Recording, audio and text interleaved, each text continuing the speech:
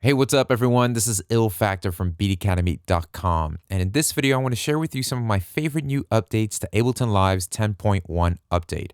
Now, this update's all about the little details that they've added that add up to a big deal. And so I'm going to share with you some of my favorite ones that have changed and have updated my workflow, and I hope they do the same for you. So let's dive right in. Now, the first thing I want to focus in on is the new addition that they've added to the session view window when triggering clips, how you can add automation plus modulation. Say what? Let me go and show you what I'm talking about. So in the session view window, I'm going to go ahead and trigger this clip. Now, normally you would go ahead and open up the envelope window and view what envelope you would want to automate for that clip. But they've given you now an option to choose automation and modulation. And if you're thinking, what's the deal with modulation, but in your Jerry Seinfeld voice, what's the deal? Anyways, here's the automation. This is what we've normally been able to do. You can go ahead, click an automation point here, and just automate. And right now I've got the mixer selected and the track volume. You can see the little red dot show up and the track volume fader here. So this is just going to follow this as automation. So as I play the clip, it'll go down in volume.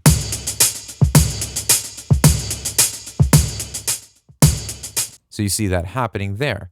So I'm going to delete those markers there. And what's cool about modulation is that now the volume will stay right where it's at, but we're simply going to modulate the actual volume change. So for instance, let's go ahead, focus on the track volume, and I'm going to go ahead and go from down to up. So the actual track volume won't change. So position. And that's really cool for doing a lot of like volume automation or a lot of other things, as we'll follow along in a little bit. So I can leave my set volume here now. And so that's where my set volume position is going to be, but yet I'm increasing the volume. I'm doing these gradual volume changes. I'm actually kind of modulating the actual sound as opposed to automating the volume. So if I just wanted to raise this up 3 dB or maybe 2 dB up in overall volume, I can do that without actually having to change the automation. So let's, I'll do this one more time, but this time we're going to use some send effects. So let's go to the mixer and let's go ahead and choose send for the delay. So here by default it would go to automation, but I don't want to automate the delay. So what I'm going to do is I'm going to leave the delay where it's at, and then I'm going to go to the modulation here. And what we're going to do is just modulate the delay. So we're just going to send some delay halfway here, and then it'll go down like that. Now, we're not seeing it happen because the delay is just staying put. It's all the way down. So if I move the delay up, then you'd see that blue line go all the way down and right back to where it's at.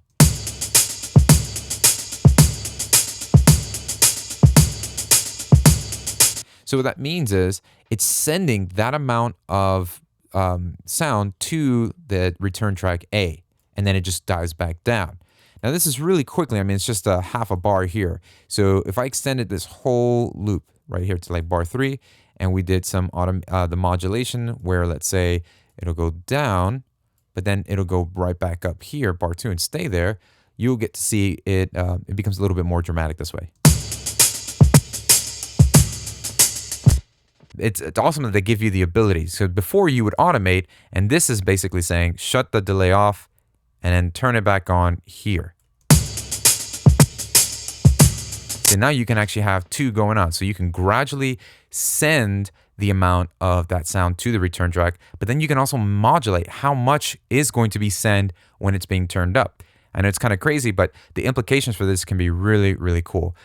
Now, while on the subject of automation, they've also included some really great new features in automation in general. So here in the arrangement view, if you're using the pencil tool to draw in your automation, so we'll click B for a pencil tool, we can draw it in and do some really complex stuff. Or sometimes you might be accessing a MIDI controller and automating stuff on the knobs and faders. Once you're done and you leave your drawing mode, you'll see a lot of these envelope points here. Now you can right click and simply choose simplify envelope, and what they'll do is they'll eliminate a lot of the rigid parts of the envelope automation. And as you can see here, they'll draw in some nice curves and make it a nice smoother transition from one point to the next.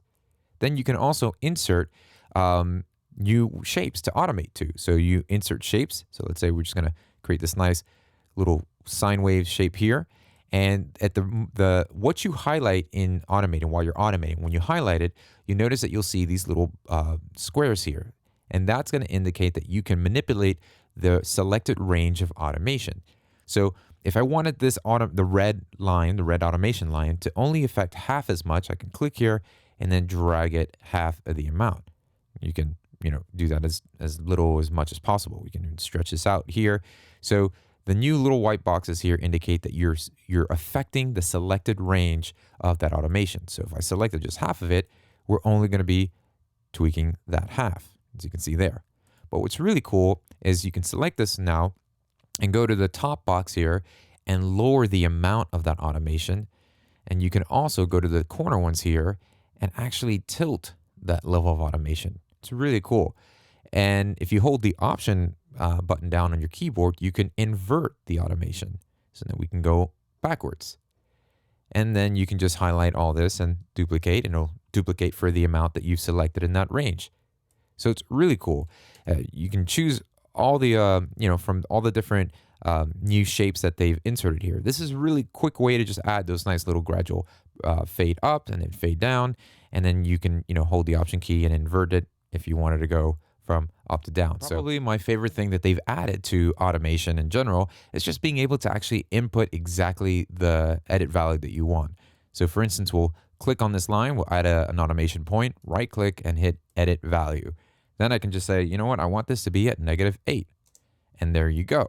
This is really useful, particularly when you're doing tempo changes and things like that. So now I can go to my song tempo here, my master fader, and literally just draw in a point and say, I want the tempo to change to exactly 115 BPMs, and it'll just take it right there.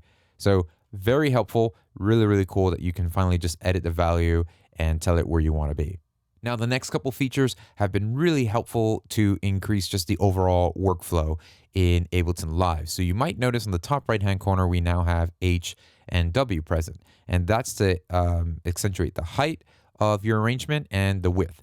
So now what it does is it'll allow you to focus in on the height. Basically, if you hit H on your on your keyboard, you would now get to see everything fitting in the height of your screen. And then you can highlight everything or just hit select all and hit H, and it'll basically just size everything so it fits within the height of the current screen. And then if you hit W, it'll do the same thing, but the width. So you can arrange and just, move your arrangement as you're working so that everything is in view. And then you can highlight a specific range and hit Z, and it just focuses in on that range.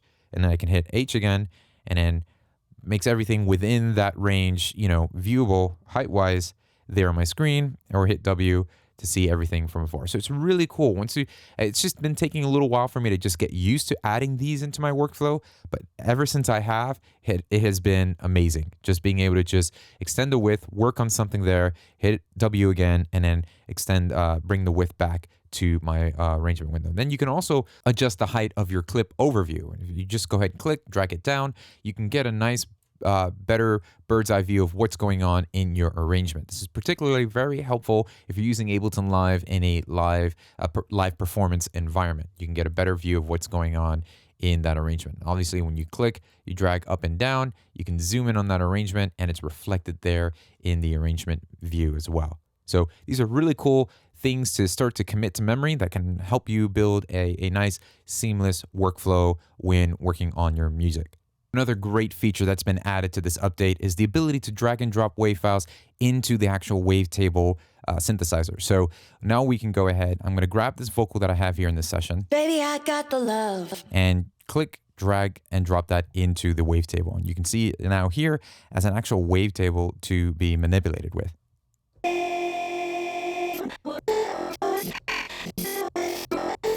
And you can get really just crazy creative here and coming up with new complex sounds and doing some really cool stuff here. But one thing I've been having a lot of fun with is using the LFO here in the actual wavetable to have this create some really cool rhythms. So I'm going to select the position here, and I'm going to go to the LFO and crank this up and see what we get.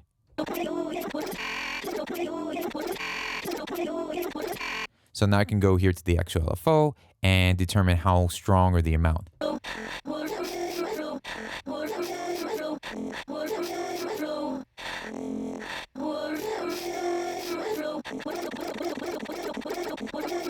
So I would actually use this to create an actual unique loop. And so what I'll do is find a really cool sweet spot. Once I have it, just actually record that as audio and just get funky and crazy with that.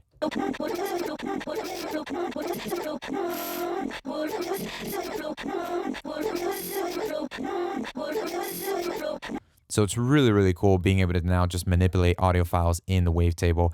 And you can still layer it with the other oscillator or just group multiple different wavetables together and create a symphony of amazing things with these wavetables. So really cool feature, and having a lot of fun stumbling across some really unique sounds with this. Now, this update also includes some new devices that you can use in your projects, such as delay and channel EQ.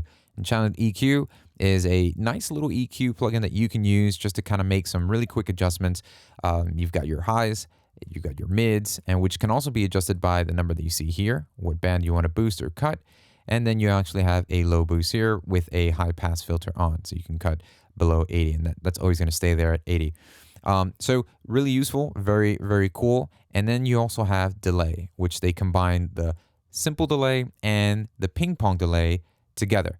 And you can see all the same features from both in here. So if you're loading a project that had a ping pong delay and you load it up, you'll see this delay in its place just using the ping pong delay function. So you would see this on and the way you've left it if you were using a ping pong delay. So nice having it all in one plugin, makes it really easy and cool to use.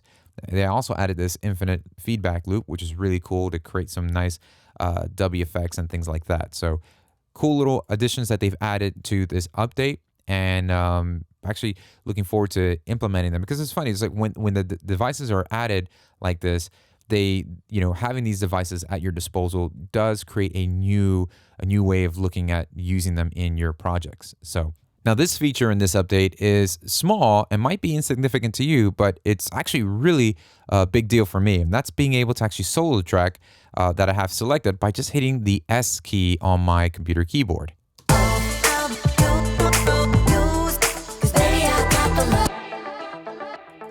And so just by hitting the S, it would solo whatever track I'm working on or highlight.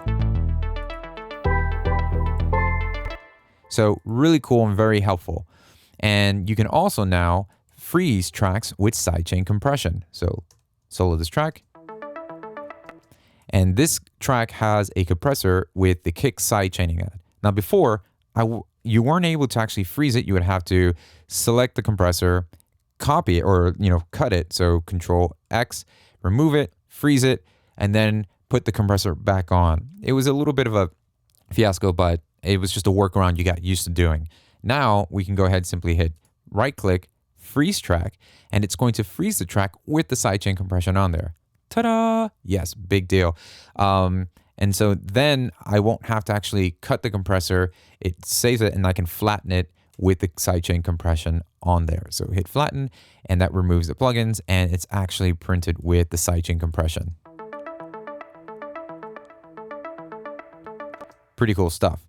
Now, when it comes to rendering or exporting, another cool thing is being able to actually export your groups or selected tracks with the return tracks and master effects on them as well. So here we have the gang vocals. I'm going to hit S, solo them, and just listen to them. I'm going to hit U to unfold. So obviously this is being, I'm using the auxiliary return tracks here. We've got some effects going on. So when I solo this, I would actually like to print with the delay and some of the reverb that I have going through it. Now the problem was before, if you were selecting this section here and you wanted to render this and you hit selected tracks only, when you hit solo, it was only going to print the group or that selected track.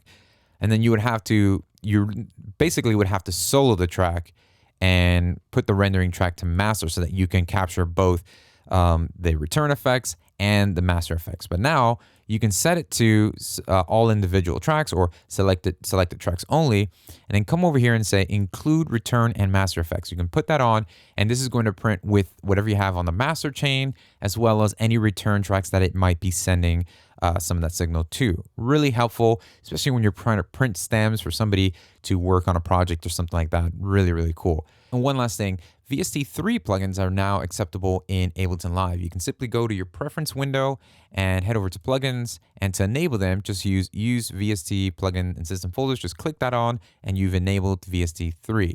For any VST3 plugins that are compatible that you might install that haven't been able to use in Ableton before will now show up. And what's really cool is any plugins that use external side chaining, maybe you might have compressors or something that can accept external sidechain, you can now do it from the side of that actual plugin. So all the sidechain compatible plugins now look like this. You enable them, and you can determine where the source of that external sidechain is going to come from. If I wanted the kick or anywhere in my session, just choose that, and that's going to be the source within this plugin's external sidechain.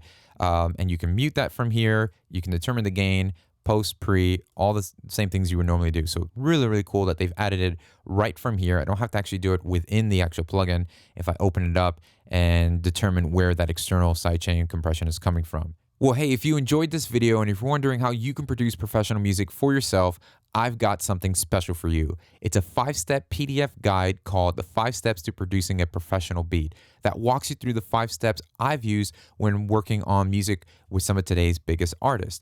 And whether you're a beginner or an advanced, this guide will show you how to take your music that you're currently producing and make your production sound tighter and more professional with just a few simple tips and tricks. It's something that you can reference the next time you're producing music in your home studio, and it's going to speed up your production process while improving your music by leaps and bounds. So it's my gift to you. Just simply click the link below in the description box, or you can go visit beatacademy.com/5steps and download this PDF guide. Absolutely yours, free. Thanks for watching, and I'll see you next time.